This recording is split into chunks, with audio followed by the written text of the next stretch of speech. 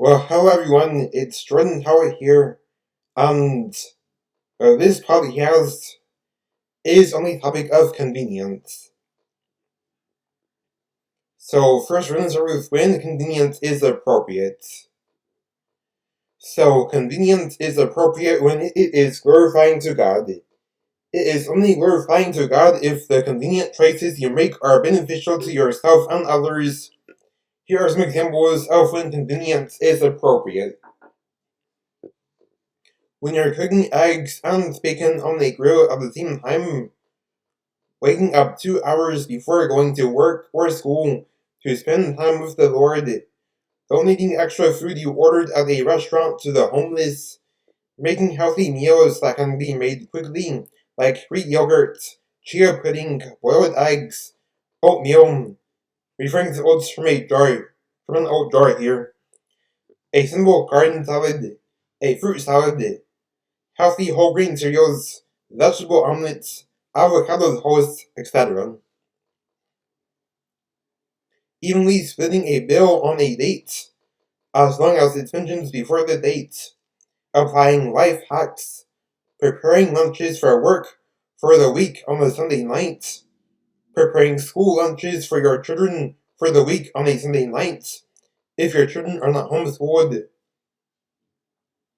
Oh, and by the way, I would advise against sending your children to public schools, the state schools, as those schools teach woke ideologies that are very dangerous.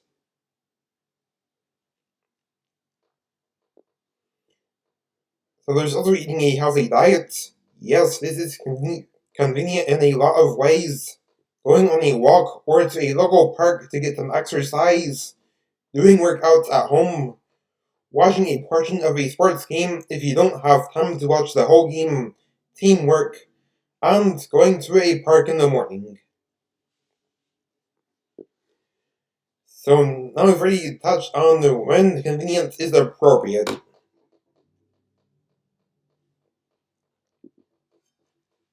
Now we also gotta talk about when it is not appropriate. So, not all convenient options are appropriate, as some of them could be a disservice to others or even yourself. If a convenient option is a disservice to others, let alone God, then it's even worse because then it's sinful and selfish. Here are some examples of when convenience is not appropriate. Neglecting time spent with the Lord, neglecting time with family or friends, making your dates pay the whole bill, putting entertainment ahead of God, using the busy excuse for not reading the Bible or not spending quality time with the Lord, making up excuses for slacking or laziness, wasting your spare time on mindless content, or making me-centered posts on social media, putting yourself ahead of others, cooking food on a high setting that it's not supposed to be on. Now, this leads to burnt food, by the way.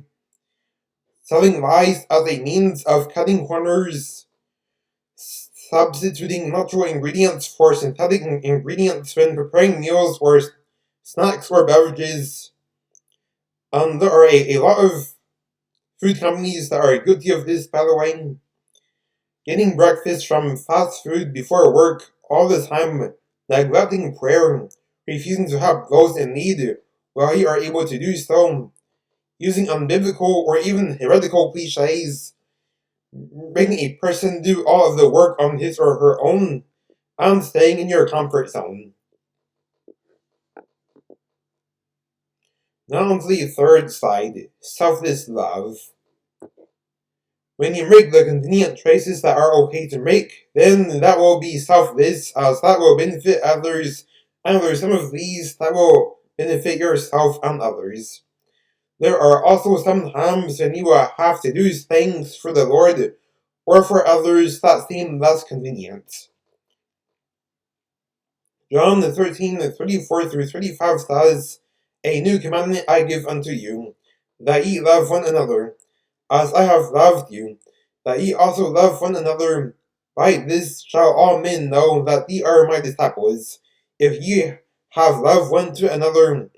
Galatians 6:1-6 says, Brethren, if a man be overtaken in a fault, ye which are spiritual, restore such an one in the spirit of meekness, considering thyself, lest thou also be tempted. Bear ye one another's burdens, and so fulfill the law of Christ. For if a man think himself to be something when he is nothing, he deceiveth himself. But let every man prove his own work, and then shall he have rejoicing in himself alone, and not in another. For every man shall bear his own burden. Let him that is taught in the word communicate unto him that teacheth in all good things.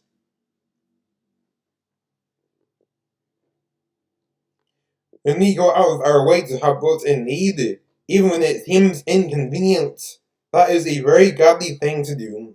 We should indeed do this when we have the opportunity to do so.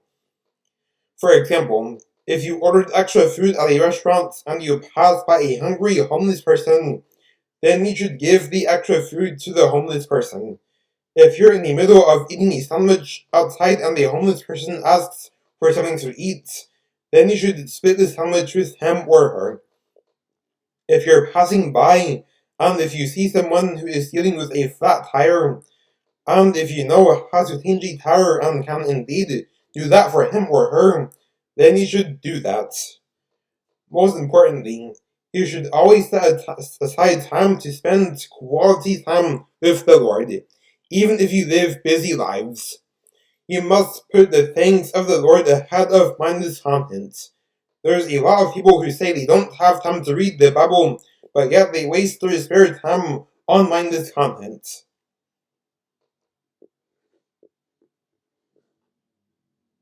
Now to the fourth side, don't be selfish.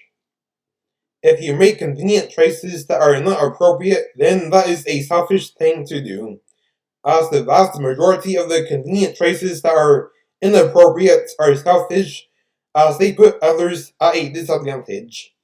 There's even some of these foul choices that could also do yourself a disservice, and also others a disservice at the same time.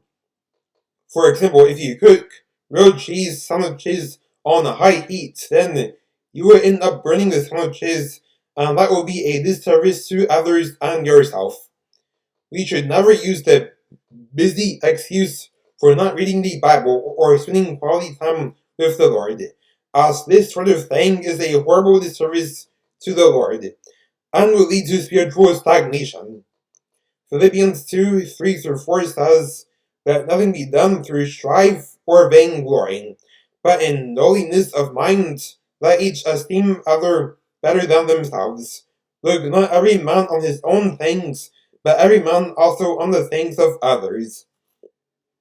Putting yourself ahead of others is very wrong, as that is very selfish and is a very prideful thing to do. This should never be done. For the final slide, comfort zone. The one inconvenient thing that we will have to do at some point is to leave our comfort zones.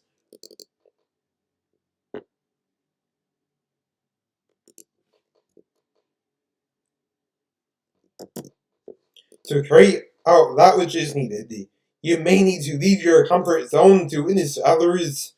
You will especially need to leave your comfort zone when you go to face your fears. The Bible says, fear not more than 366 times. That's more than one verse for every possible calendar day. At times, being vulnerable will also require leaving your comfort zone. What it means to be vulnerable is where you are not afraid to tell others when you are dealing with struggles. Ecclesiastes 4:9-12 says, Two are better than one, because they have a good reward for their labor. For if they fall, the one will lift up his fellow. But woe to him that is alone when he falleth, for he hath not another to help him up. Again, if two lie together, then they have heat. But how can one be warm alone? And if one prevail against him, two shall withstand him, and the threefold cord is not quickly broken. There are plenty of benefits, both physically and spiritually, about leaving your comfort zone. It might not seem convenient to leave your comfort zone, but you should do it. I hope you enjoyed this podcast. Have a nice day and goodbye.